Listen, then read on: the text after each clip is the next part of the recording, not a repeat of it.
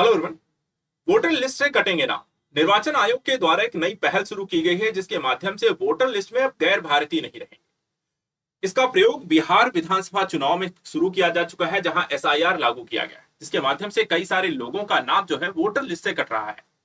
निर्वाचन आयोग ने यह भी कहा है कि ये सिर्फ बिहार में ही नहीं लागू होगा। 2026 में पश्चिम बंगाल, तमिलनाडु, 2027 में यूपी जैसे राज्यों के साथ साथ 2029 तक पूरे देश में इस मॉडल को लागू कर दिया जाएगा। अगर आपके पास भी कुछ जरूरी दस्तावेज नहीं हुए तो आपका नाम भी वोटर लिस्ट से कट सकता है। यह न्यूज लगातार चर्चा का विषय है और इसलिए आज हम इस वीडियो के माध्यम से इस टॉपिक का एनालिसिस करने जा रहे हैं।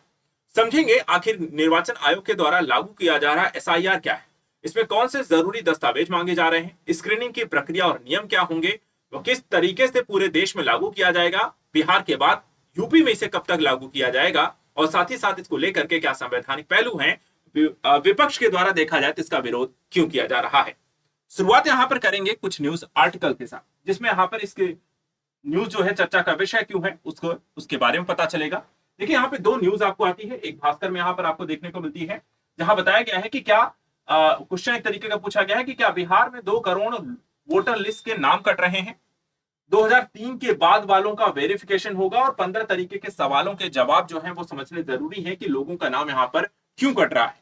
इसके अलावा दूसरा यहां पर अगर आप देखें तो एक न्यूज और आर्टिकल यहां पर आया है जिसमें कहा गया है कि वोटर लिस्ट में कोई गैर भारतीय नहीं होगा। स्क्रीनिंग का जो बिहार मॉडल है पूरे देश में लागू करने की तैयारी है, और अगला नंबर देखा जाए तो असम, बंगाल और उसके बाद यहां पर यूपी का होने वाला है। तो चलिए अब समझाते हैं आपको इस पूरी प्रक्रिया में जो एसआईआर यहां पे लागू करने की बात की जा रही है, आखिर ये क्या है और आपके पास कौन से जरूरी दस्तावेज होने चाहिए। सबसे पहले अगर हम देखें एसआईआर जो है इसको हम कहते हैं स्पेशल इंटेंसिव रिवीजन। ये होता क्या है तो देखिए यहाँ पे निर्वाचन आयोग के द्वारा कहा गया है यह एक विशेष प्रक्रिया है जिसके तहत मतदाता सूची की समीक्षा होगी, शुद्धि होगी उसमें जो गलतियां हैं और उसे अपडेट किया जाएगा। शुद्धि, अपडेट और समीक्षा के अगर अंतर्गत अगर हम देखें तो इसमें कहा गया है कि नए मतदाताओं को इसमें जोड़ा जाएगा वोटर लिस्ट में, और जिनके नाम गलत हैं या अप्रासंगिक हैं उन्हें यहां पर वोटर लिस्ट से हटा दिया जाएगा। इसके साथ एक और पहलू है कि विशेष रूप से वर्षों से अप्रयुक्त, मृत या डुप्लीकेट जो नामों को यहां पर है उसको भी इससे हटा दिया जाएगा। और साथ ही साथ अगर ऐसे व्यक्ति हैं जो भारतीय नहीं है और वो भी उनका नाम भी वोटर लिस्ट में आ गया है तो उनको भी यहां पर हटा दिया जाएगा। उनके पास यहां पर कुछ जरूरी इसलिए दस्तावेजों की भी मांग की गई है। अब अगर यहां पर आपको देखा जाए तो इस प्रक्रिया को अगर आपको और डिटेल से समझना हो तो यहां पर आप एसआईआर की प्रक्रिया को समझें।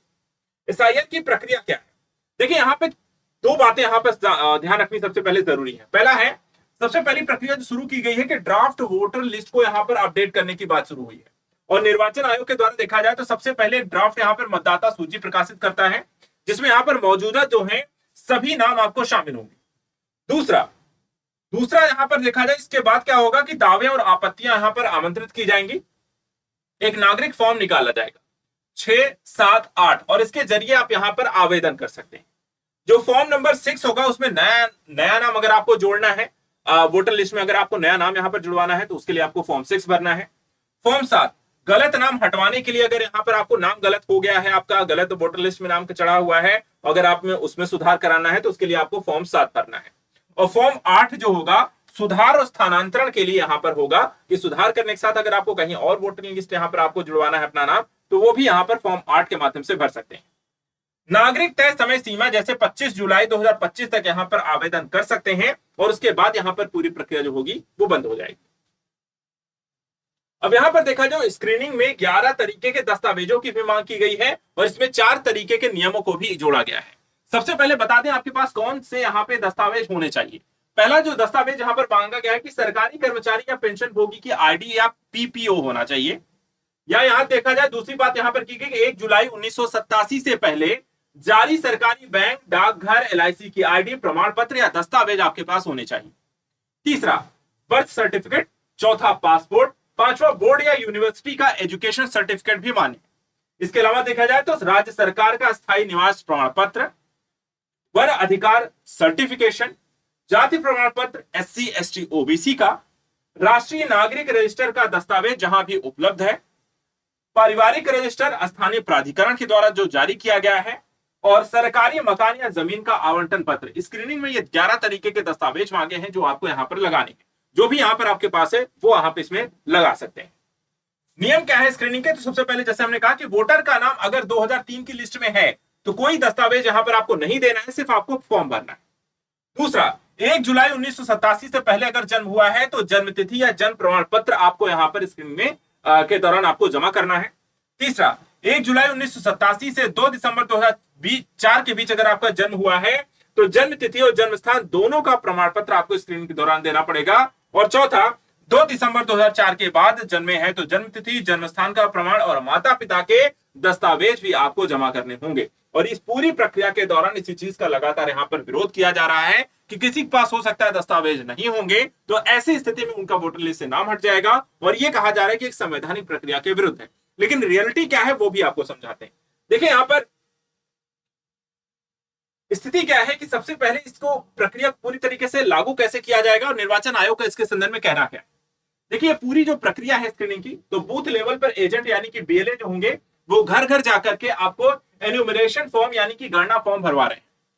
फॉर्म जमा करने की जो आखिरी तारीख है 25 जुलाई और उसके बाद 1 अगस्त को देखा जाए तो ड्राफ्ट वोटर लिस्ट यहां पर जारी होगी।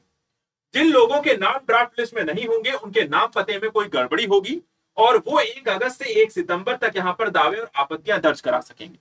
इसके बाद देखा तो 30 सितंबर को फाइनल वोटर लिस्ट आपको जारी कर दी जाएगी और उसके बाद ही यहां पर बिहार का विधानसभा जो चुनाव होगा उसमें वोटिंग होगी। अब देखा इस संदर्भ में यहां पर जो क्या इसे संवैधानिक है या नहीं है, निर्वाचन आयोग का क्या कहना है। तो ज्ञानेश कुमार जो मुख्य चुनाव आयुक्त हैं वो कहते हैं कि संविधान के अनुच्छेद 326 के तहत वोटर लिस्ट की स्पेशल स्क्रीनिंग बिहार से शुरू की गई है क्योंकि यहां जल्द ही चुनाव होने हैं। हम चाहते हैं कि हर भारतीय नागरिक वोटर लिस्ट में हो, कोई गैर भारतीय मतदाता सूची में यहां पर शामिल नहीं होना चाहिए। किसी मृतक का नाम सूची में ना हो, जो यहां रहने वाला हो वहां उसी इलाके का यहां पर वोटर हो। इस प्रक्रिया को सुनिश्चित करने के लिए हम यहां पर ये स्क्रीनिंग मॉडल को लागू कर रहे हैं। जैसा मैंने कहा कि ये मॉडल जो है सिर्फ यहां पर बिहार में ही लागू नहीं रहेगा, आने वाले समय में देखा जाए तो इसे पूरे भारत में लागू करने का प्लान है और ये चरणबद्ध तरीके से किया जाएगा। ये अगर आप भारत का यहाँ पर मैप देखें तो अलग अलग कलर से इसको यहाँ पर दर्शाया भी गया है। अगर हम देखें यहाँ पर फिलहाल अभी बिहार, झारखंड जैसे राज्य में जहां 2025 में लागू करने की बात की, उसके बाद अगर हम देखा है 2026 में अगर हम देखें तो बंगाल है, आसाम है और यहाँ पर केरल और तमिलनाडु जैसे राज्यों में आपको 2026 में से लागू किया जाएगा।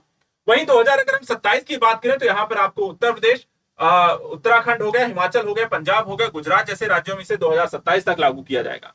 वहीं कर्नाटक जैसे राज्यों में और बाकी अन्य राज्यों में देखा जाए तो 28 में तथा साथ ही साथ पूरे देश में जो होगा उसे 2029 तक इसे लागू कर दिया जाएगा। तो पूरे देश में यहाँ पर ये जो मॉडल बिहार से शुरू किया गया है ये सब आप कह सकते हैं पहला चरण है, ये आगे चल करके पूरे देश में लागू होने जा रहा है।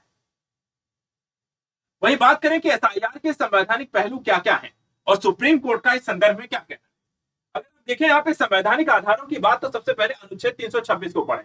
अनुच्छेद 326 कहता है कि हर नागरिक को बिना भेदभाव के मतदान करने का अधिकार है जब तक कि वह 18 वर्ष से अधिक है और मानसिक कानूनी रूप से यहां पर अयोग्य नहीं है तो ऐसा व्यक्ति यहां पर आपको वोट डाल सकता है, मतदान कर सकता है। इसके अलावा दूसरा यहां पर आप देखें तो रिप्रेजेंटेशन ऑफ पीपुल एक्ट 1950 और 1951 के तहत कहा गया है कि इन कानूनों के तहत चुनाव आयोग जो है मतदाता सूची तैयार करने, उसमें संशोधन करने, उसकी सत्यता बनाए रखने का अधिकार और जिम्मेदारी यहां पर रखता है और जिसके तहत अगर हम देखें तो यहां पर चुनाव आयोग इस स्क्रीनिंग प्रक्रिया को लागू कर रहा है। इसके अलावा सुप्रीम कोर्ट के फैसले PUCL बनाम भारत सरकार 2003 को भी देखें तो कोर्ट ने कहा कि मतदान का अधिकार एक वैधानिक अधिकार है लेकिन लोकतंत्र का मुख्य आधार है जिसे निष्पक्ष और पारदर्शी बनाए रखना भी यहां पर जरूरी हो जाता है।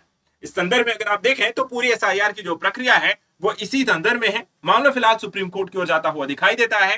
पूरी प्रक्रिया को यहां पर अगर हम देखें तो क्या है वो हमने समझ लिया है। अब इस संदर्भ में क्या कहना है, सुप्रीम कोर्ट क्या डिसीजन देता है, ये लागू होगा या नहीं होगा, निर्वाचन आयोग का क्या पक्ष होगा, विपक्ष क्या कहता है, इसके बारे में जो भी अपडेट होगी हम लगातार बताते रहेंगे।